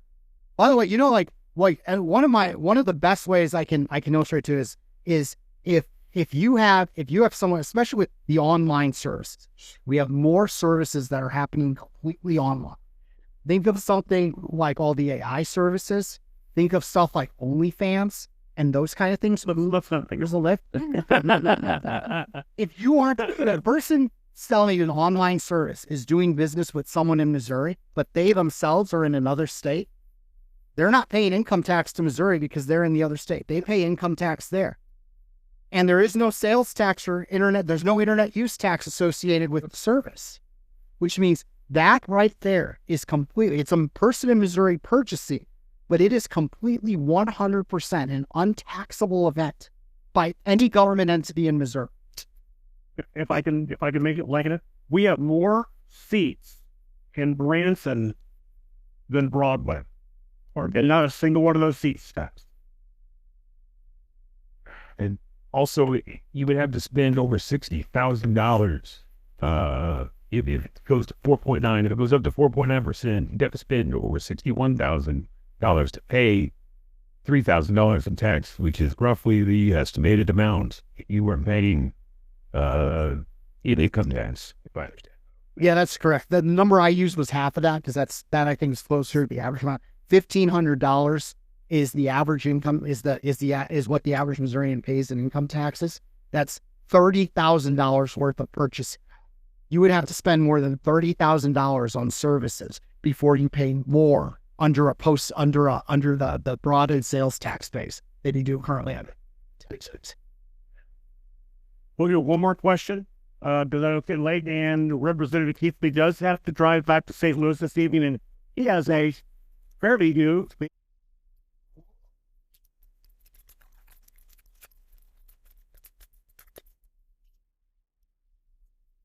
question for him. I did, yeah. Right. So you're talking about the 4.9%. So for those of us who are like the middle to lower class, like how when we're voting on this, then would he know it's not going to be like screwing us on the services that we do use? Like, I'm not going to ask this, I guess. Like, how do we know it would be more taxing going towards like the attorneys, the spas, or whatever? And here's be like our insurance that we have. Here's the question to ask yourself on. Just assume it's going to be every service. At least every service you buy, okay? Assume it's going to be every service you buy. My next question for you is, think of all the services you buy. The lawn care workers, how often you get your hair cut, to the extent you have an accountant or attorney, if you get massages, if you use online services, like pay for Chat GPT or Gragg, all the services you think like. You spend $30,000 a year on those things. And maybe that's right. That's assuming you're the average income tax. Look at your income tax. Look at what you paid last year in income tax. And then think of that number as 5%. So multiply that number out to get to whatever that number, whatever your income tax burden is by 5%. That is how you can see, okay, am I going to be worse off or better? Look at how much you spend on services right now. Look at what your income tax burden is. Think of your income tax burden as your tax bill and then extrapolate it out, multiply it out to the 5% of that number. And that tells you, and if you spend that amount of money, more than that amount of money in services, then Amendment 5 is going to be a bad deal for you. I doubt there are very many people in Missouri who can say, my income tax bill is $3,000 and I spent $60,000 on services. I don't think the number's bad. You're spending $60,000 on services. You're making you have to that's not your groceries. That's not your clothing. That's not the goods. That is just the services you buy. You're probably making well into six figures. 60,000 of your income, which means you're not a $3,000 tax. There's probably, I'm not going to say no one. I'm sure there is some Missourian out there who who has some weird system from year to year with an income. I don't know. I don't know everyone's situation. But for the vast majority of Missourians, if your income tax burden is $1,500, you don't have the capability of consuming $30,000 worth of services. If your income tax burden is $3,000, you don't have the financial capability of consuming $16,000 worth of services. The math just doesn't work out. But that's, if you want to know for sure, that's how you do that. That's how you do your own individual picture to see. And if there's some exemptions on things you buy, if you pay for daycare services, we have an exemption on daycare. If you spend a ton of money, if you're not on a federally protected healthcare plan, and you like and if we put a healthcare exemption in there, like that's just gravy. That's adding on to the fact that you're going to come out ahead. Now you're coming out way up. But just start from a point. Assume it's everything, and then do that calculation. I think you still come out way ahead. And how does that math work out in a macro level? It's because you're spreading that tax burden out to people who aren't currently paying into the system. 7-to-1 ratio. Well, do we really want people from New York and California moving here? I know we need the ideas. I don't think that's all right. Depends which people. Yeah. Thank you. All right. Thanks for hanging out today. If this episode made you think or challenged your perspective or gave you something worth talking about, I'd really appreciate it if you'd help grow the show. Hit the subscribe button on YouTube, follow us on Spotify and Apple Podcasts, leave a rating or a review, and share this episode with your friends and family. That's honestly the biggest way you can help us get these conversations in front of more people. If you've got thoughts on today's topic or ideas for future episodes, drop them in the comments. I do read them. And there's a very good chance they'll end up on a future show. I'm Ben Lewis, and this has been What Are We Talking About? Thanks for listening, and we'll see you next time.